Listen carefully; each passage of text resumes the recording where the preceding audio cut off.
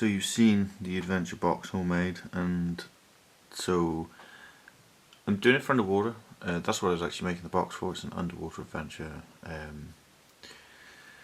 Maybe not even the next session. It's kind of a single session. Let's do battle. I'm actually designing it as like a puzzle box. It'll be combined with various other things. You'll see that in the showcase.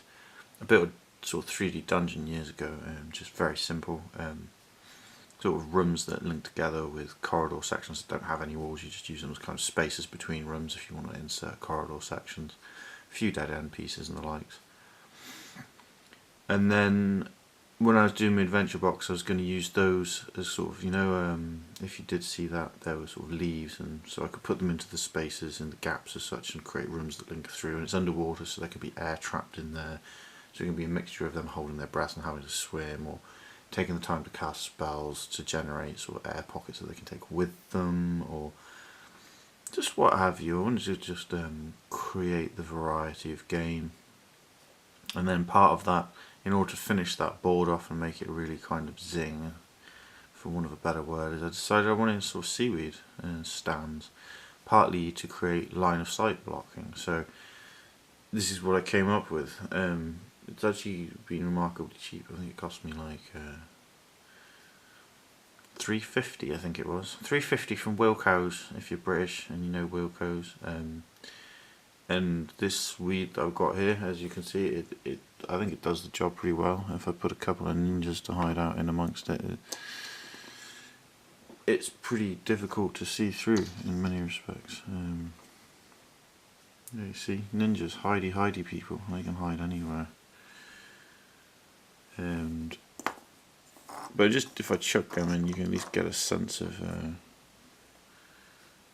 that it does, at least to some extent, block line of sight. It's not entirely line of sight blocking, but it gives the inference of line of sight blocking, and that's kind of what's most important. Now, not only is this seaweed, but potentially it's also something else. It could also be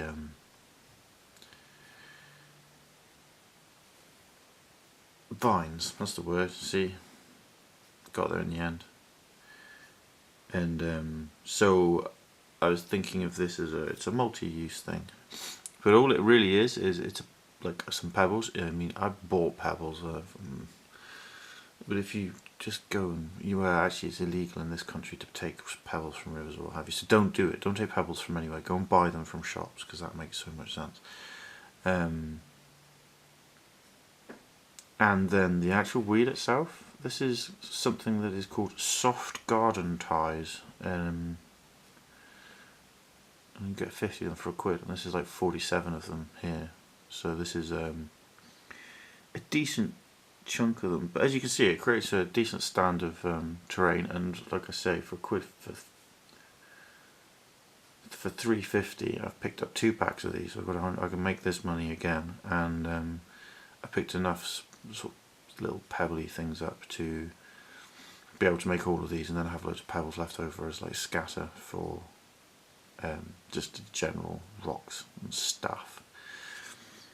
So I'm just going to quickly show you how I actually made these. They're very simple, very quick, and I think pretty effective, and best of all, you don't even need to paint them.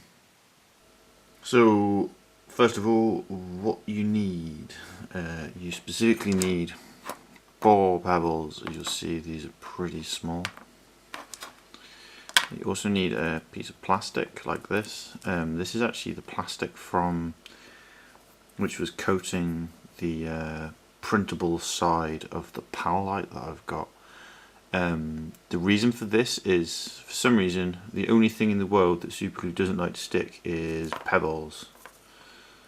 It really doesn't like sticking pebbles, so you need something to act as a surface to glue it onto. And this is a real simple process, right? You take stones, you put them together like so. So there's a gap in the middle, and you have like 3 entry points. These are actually called soft ties, soft twist ties. So they're not called soft garden ties, soft twist ties these were called. You should be able to find them in any gardening centre or what have you. Or just any local hardware store, I would have thought. Having arranged these three, I'm actually going to pull this one out because I think that's the most interesting one. I'm going to use the darker stone in the bottom. Try and keep this all facing you. So you see there's sort of like a triangle gap formed in the middle here. Next thing is, having just placed them together like this, take super glue and literally douse it. You want tons of the stuff all over it. It's a complete waste of super glue, but there is a reason for this, which will become apparent in a moment. So then, take this last stone, which is place it however you think it looks best. So I'm going to go like this. Then just take your out of the light, sorry.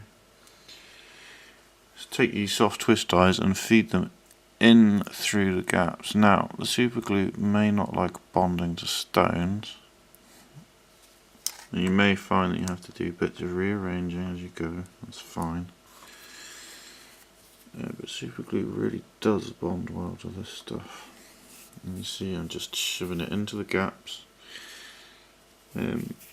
So it's emerging from out amongst the rocks. It's holding in place if necessary. And maybe just feed one in underneath the bottom edge there. Now, the plastic is ultimately, once it's dried, going to get peeled away.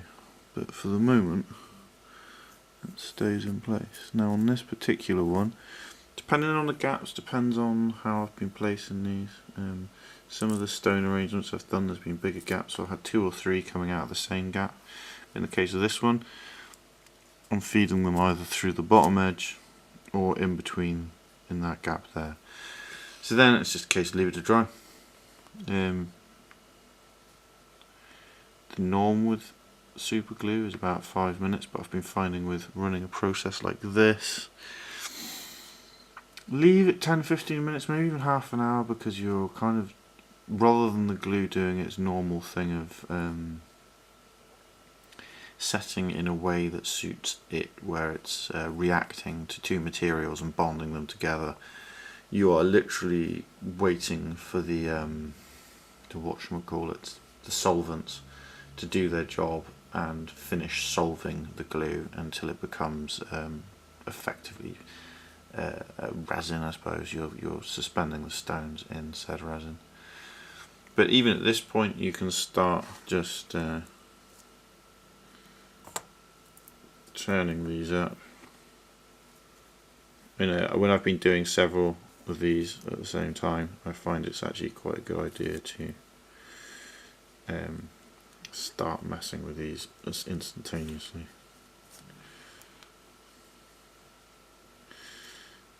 And as soon as they're pointing up, like so, you can see, there you go, that's your basic weed formation.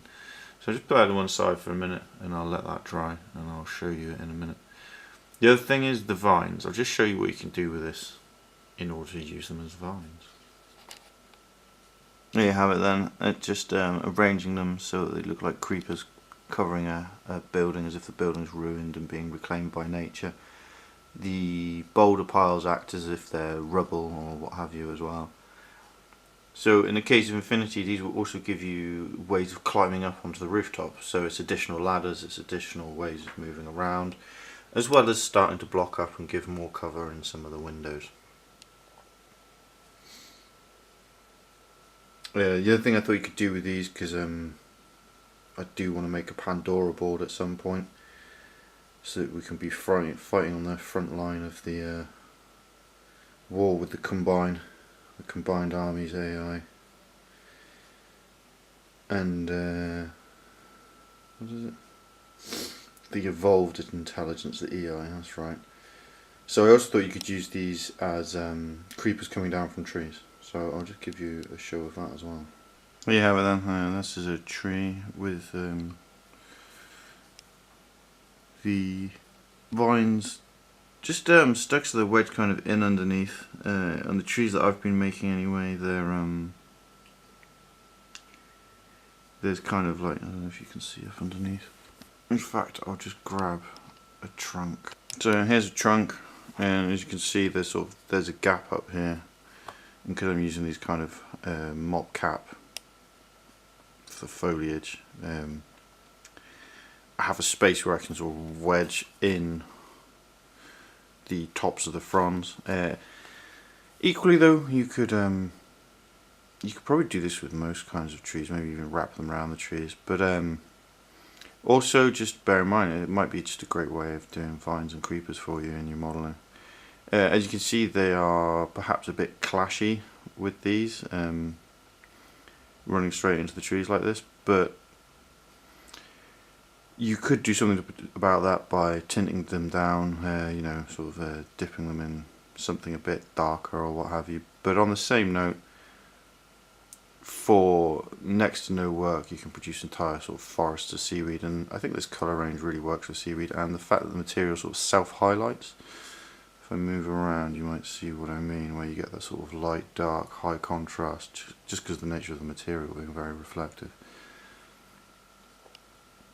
So, back to the build.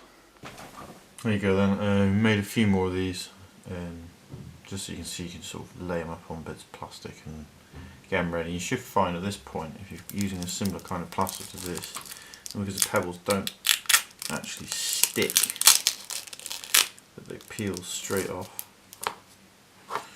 so you can easily produce sort of whole forest of these pretty quickly. I do advise leaving these to dry for about half an hour or so before you take them off. And once you got to this point, you just start sculpting them. So you just start bending them, or like bend them back, give them a bit of movement in there, separate them out, start sort of twining them together in different ways so that they're sort of catching up, doing different bits and pieces. Maybe have one catch around to another one.